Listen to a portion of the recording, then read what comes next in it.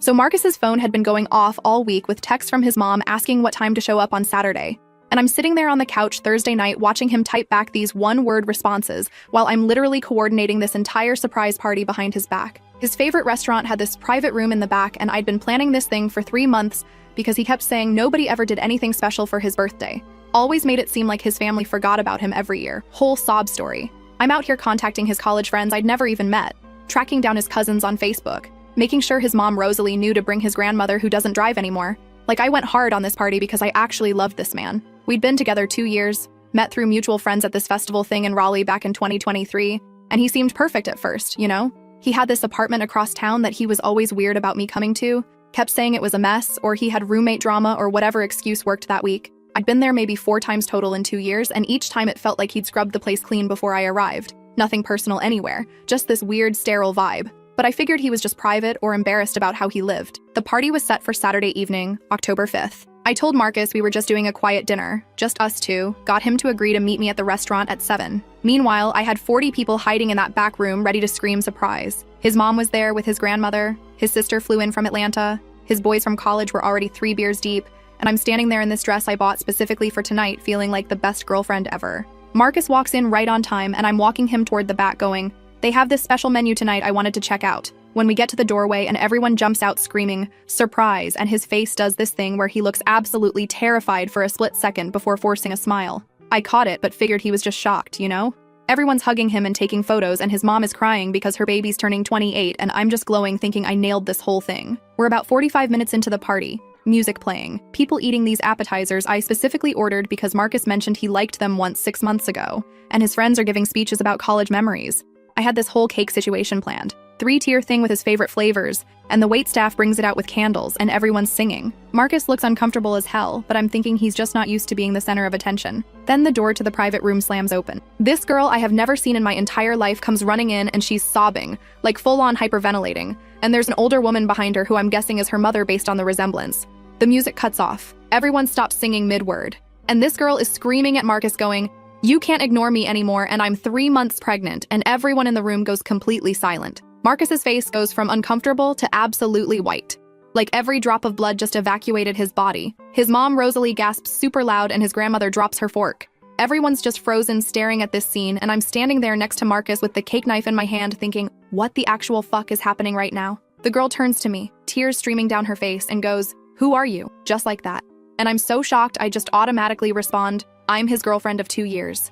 The way her face crumpled I will remember forever. She starts crying harder and screaming, "He told me he was single and we've been together for 10 months. Her mother starts laying into Marcus, yelling about how he needs to take responsibility. How dare he do this to her daughter, calling him every name in the book. His mother Rosalie is staring at him with her mouth open, and his sister is recording this on her phone, which in the moment felt absolutely insane, but honestly good for the evidence. Marcus is trying to talk, but nothing's coming out, and I'm just standing there holding this cake knife, thinking I spent 3 months planning this party for a man who was living an entire second life. The girl, later found out her name is Heidi, pulls out her phone and starts showing me photos.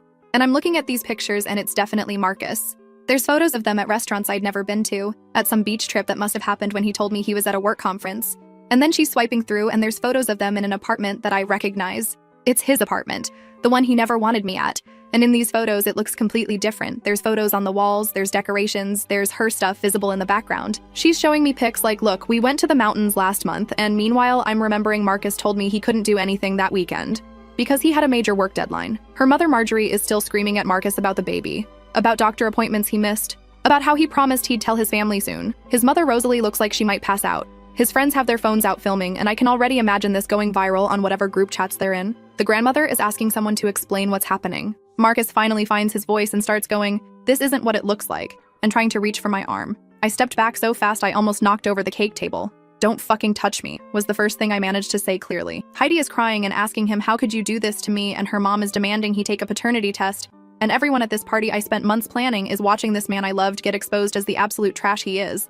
I asked him, very directly, "Is this girl pregnant with your baby?" And he starts stuttering going, "I don't know, and it's complicated and we need to talk about this privately." Heidi screams, "It's not complicated, you got me pregnant," and shows me what looks like ultrasound photos on her phone dated from last month. Marcus tries to pull the whole "everyone calm down, let's discuss this like adults" routine, and I lost it. I told him there's nothing to discuss. I just found out my boyfriend of 2 years has been living with another woman who is carrying his child. His mother is crying now. His sister is calling him disgusting. and his friends are all backing away like they don't want to be associated with this mess. One of them muttered, "Bro, what the fuck?" Heidi's mother is demanding Marcus acknowledge this baby right now in front of everyone. Rosalie is asking Marcus if this is true in this heartbroken voice.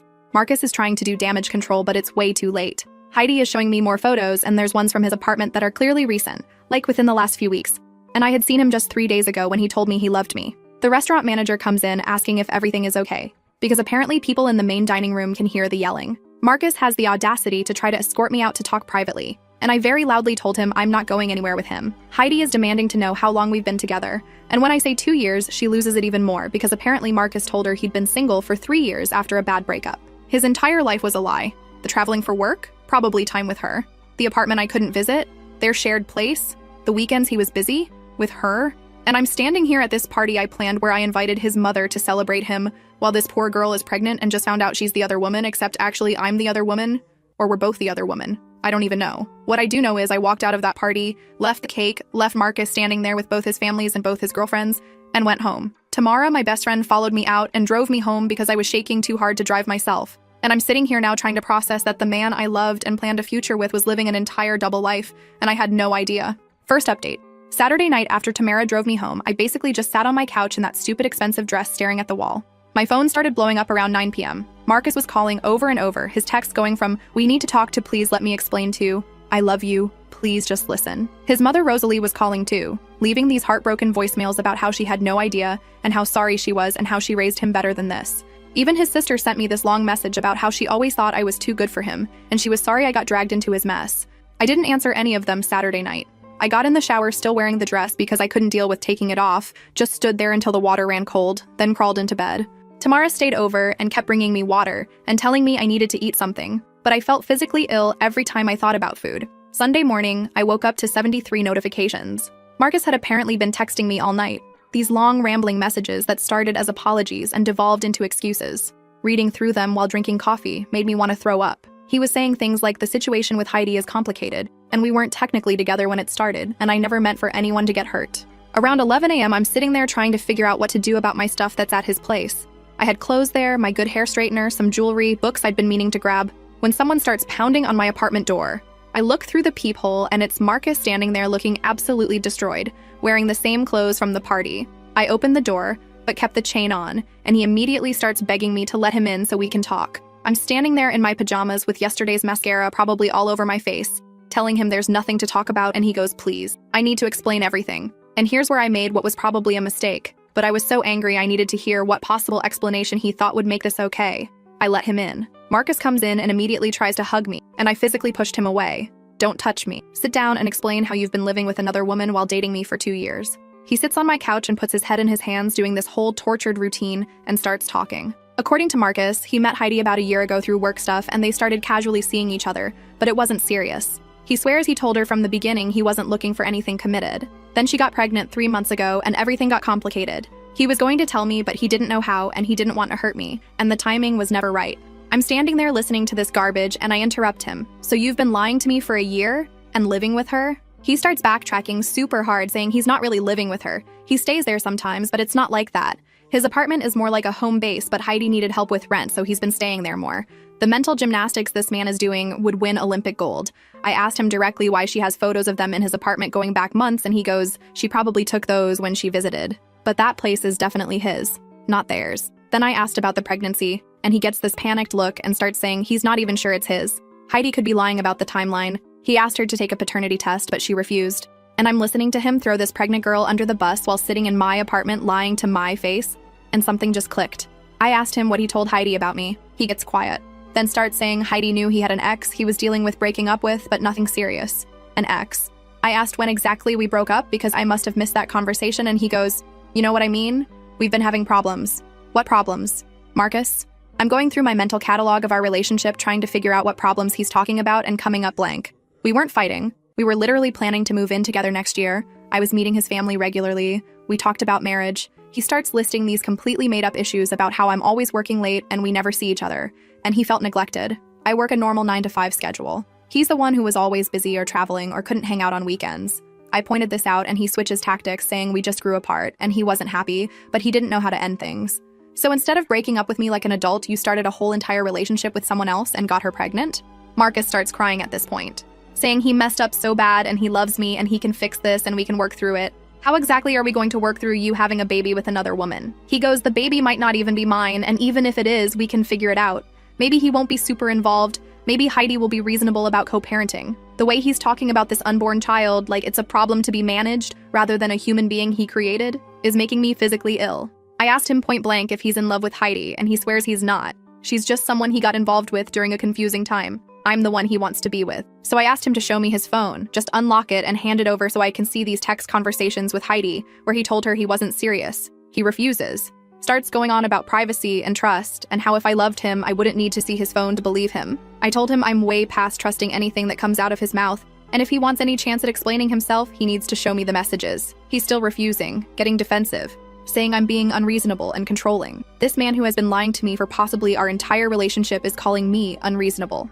I told him to get out. He starts pleading again, saying we need more time to talk through this. One conversation isn't enough to throw away 2 years. I reminded him he threw away 2 years when he decided to build a life with someone else. He's saying it's not a life, it's just a situation he got stuck in. He never wanted this. Heidi trapped him with the pregnancy. And I'm done. I physically walked to my door and opened it and told him to leave. He's standing there looking devastated, asking if this is really it, and am I really going to throw our whole relationship away over one mistake? One mistake. Getting another woman pregnant after maintaining a year-long relationship with her while lying to both of us is not one mistake. It's like 1,000 consecutive choices to be a terrible human being. I told him we're done, don't contact me again, and closed the door in his face. Spent the next hour crying on my floor while Tamara brought over bagels and mimosas and let me rant. Then I did something possibly stupid. I started going through my memories of the past year trying to figure out what was real.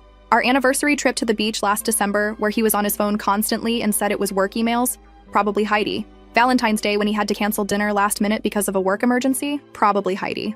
The weekend in July when he said he had to visit his sick uncle, probably Heidi. My phone buzzes and it's Rosalie calling again. I actually answered this time because I figured I deserved some answers from his family. She's crying immediately, apologizing over and over, saying she had no idea Marcus was seeing anyone else. She thought I was his only girlfriend. She's so ashamed of him. I asked her if she knew about the apartment situation and she goes, "What do you mean? He lives alone across town in that studio." A studio? Heidi's photos showed a 2-bedroom place. Rosalie starts asking me questions about what I know, and I'm telling her about the double life thing, and she's getting more and more upset. Apparently, Marcus told his family he was living alone and struggling with money, which is why they'd been helping him with rent sometimes. She's realizing he was probably using their money to maintain this second household. Then she drops this bomb. Marcus's grandmother had given him $15,000 last year as an early inheritance to help him get stable, and apparently he told the family he used it for his apartment deposit and furnishing the place. I'm doing math in my head, realizing Marcus has been financially manipulating his entire family while living this double life. Rosalie is devastated, saying she needs to talk to her mother about this. And she keeps apologizing to me like it's her fault her adult son is a lying piece of garbage. I told her I appreciated her calling, but I needed space from anything Marcus related right now. Tuesday, Marcus shows up at my workplace. Just appears in the lobby around lunchtime asking the receptionist to call me down. My coworker Lynette comes to my desk going, "There's some guy downstairs asking for you, and he looks rough." I went down there ready to cause a scene if necessary, and Marcus is standing there with flowers. Flowers. Like that's going to fix anything. He starts his whole speech right there in my office lobby about how he's been thinking and he wants to work on us. He ended things with Heidi. He's ready to commit fully to me now. I'm staring at this man holding grocery store roses telling me he ended things with a pregnant woman, as if that makes him noble. I asked him very calmly what ending things means when she's carrying his child, and he goes, they agreed to co-parent, but nothing romantic. It's over between them. Did you take a paternity test? No, but he's pretty sure it's his based on timing. So you have a pregnant ex-girlfriend who lives in your actual apartment while you're standing here with cheap flowers trying to win back the woman you've been lying to? He starts getting frustrated, saying I'm not understanding. He's choosing me. He wants use. Can't I see he's trying to make this right? I told him making it right would have been not cheating in the first place and walked away. He followed me to the elevator saying we need to talk more. One real conversation where we're both calm. Maybe we can meet for dinner. I turned around and very clearly said if he showed up at my work again, I'd call security. And if he came to my apartment, I'd call the police. His face did this thing like he couldn't believe I was serious. That night, his sister sent me a message asking if I'd heard from Marcus because apparently he's telling the family that I'm overreacting and we had a mutual breakup, and now I'm harassing him for closure. She said she knows that's garbage, but their mother is confused because Marcus keeps changing his story. Apparently, he's now saying Heidi is some obsessed girl who trapped him, and I'm his real relationship that he's fighting for. I'm lying in bed Wednesday night trying to figure out my next move when I realize I never got my stuff from his place, and I don't even know which place is actually his place. Thursday evening, I'm at Target buying new hair products to replace what's at his place because I've decided I'm not going there when I run into Fraser, one of Marcus's college friends who is at the party. He recognizes me immediately and comes over looking super uncomfortable. We end up talking in the home goods aisle, and he tells me the group chat has been insane since Saturday. Marcus has been blowing it up with his side of the story. According to Fraser, Marcus is telling people that Heidi is unstable and fabricated the pregnancy to trap him, and I'm his serious girlfriend who he loves, but we're going through a rough patch. Fraser said he personally saw the ultrasound photos, and they looked pretty legitimate to him. Then he mentioned something that makes my blood run cold. Apparently, Marcus has been bringing Heidi around their friend group for months, introducing her as his girlfriend, and none of them knew I existed until the party. So Marcus maintained completely separate social circles too. We exchanged numbers, and he said if I needed anything or wanted to know what Marcus was saying in the group chat to let him know. Friday afternoon, I'm finally feeling stable enough to go back to work when Rosalie calls me again. She's been trying to get answers from Marcus about the money situation, and he's being super defensive and evasive. She went to his studio apartment, which apparently he's barely ever at based on the dust everywhere.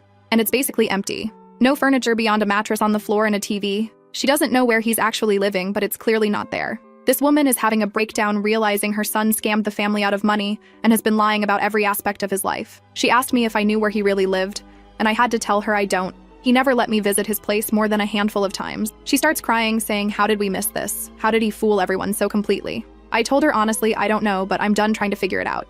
Now it's Friday night, and Marcus has started texting me again. These super manipulative messages about how I'm the love of his life and he can't lose me and he's willing to do whatever it takes. But he still won't send me screenshots of his conversations with Heidi, still won't tell me where he actually lives, still hasn't taken a paternity test. He wants me back, but on his terms, where I just believe whatever he says. Last update. Alright, so shout out to everyone who told me to stand my ground, because I'm about to tell you about the most insane week of my life. And honestly, if I hadn't had you all in my corner, I might have actually lost it. Saturday morning, I woke up to a text from Rosalie asking if we could meet in person to talk. She said she needed to understand what happened and get the full story from me because Marcus kept changing his version every time she asked him anything. I was hesitant because the last thing I wanted was to spend my weekend rehashing this nightmare, but she sounded genuinely devastated, and I figured she deserved to know the truth. We agreed to meet Sunday afternoon at this diner near her place in Durham. Sunday, I'm getting ready to meet Rosalie, and Marcus starts blowing up my phone. He's sending these long texts about how his mother has been manipulated by the situation, and I need to be careful what I tell her because she doesn't understand our relationship. I'm reading these messages thinking this man is really trying to control the narrative with his own mother. He's saying things like, please don't make me look bad to my family, and we can still fix this if everyone just calms down. I didn't respond to any of it. I got to the diner around 2 p.m. and Rosalie was already there in a booth. She stood up and hugged me immediately and started apologizing before we even sat down. We ordered coffee, and she's asking me to start from the beginning, how we met, how our relationship developed, when I started noticing problems. So I walked her through everything. Meeting Marcus in 2023, how he seemed perfect at first, the weird apartment situation, all of it.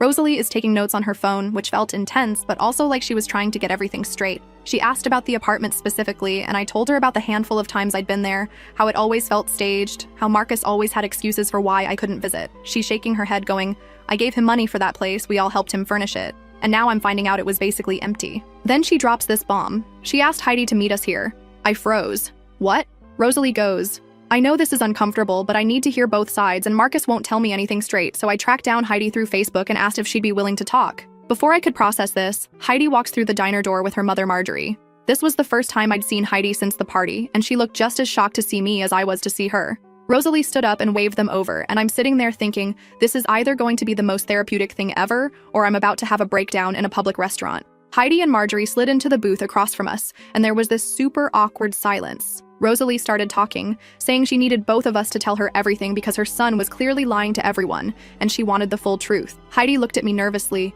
and I could tell she was scared I was going to attack her or something. I told her I wasn't angry at her. I was angry at Marcus, and she visibly relaxed. Marjorie was eyeing me like she wasn't sure if this was a trap. Heidi started talking, and the story that came out made me physically sick. She met Marcus in February of last year, so almost 2 years ago, not 1 year like he told me, at some networking event for his work. They exchanged numbers and started texting, then went on their first date in March. According to Heidi, Marcus told her he'd been single for years and was ready for something serious.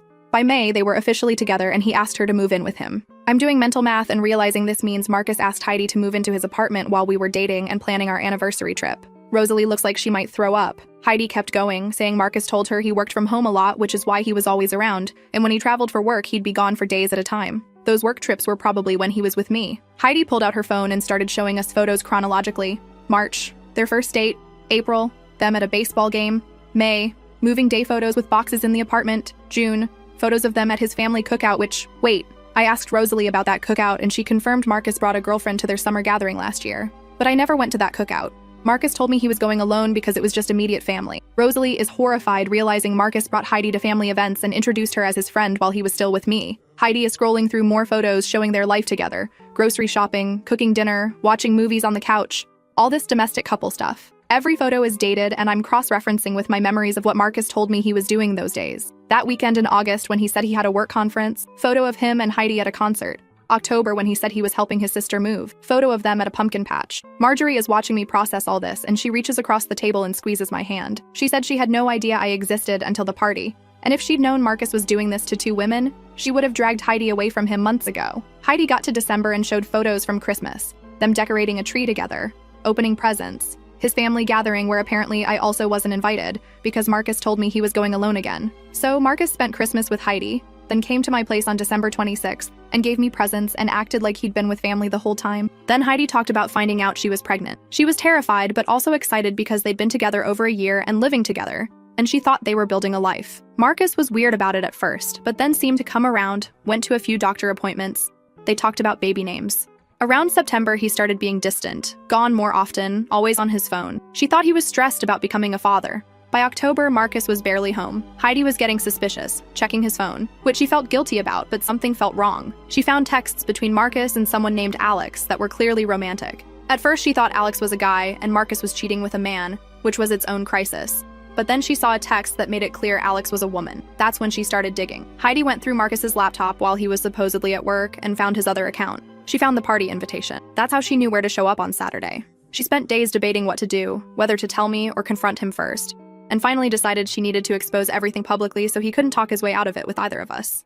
I'm sitting there listening to this and feeling so many emotions I can't even name them all. Marjorie starts asking questions about money, and that's when things got even more complicated. Apparently, Marcus told Heidi he was paying full rent on their apartment, but he needed her to contribute to utilities and groceries.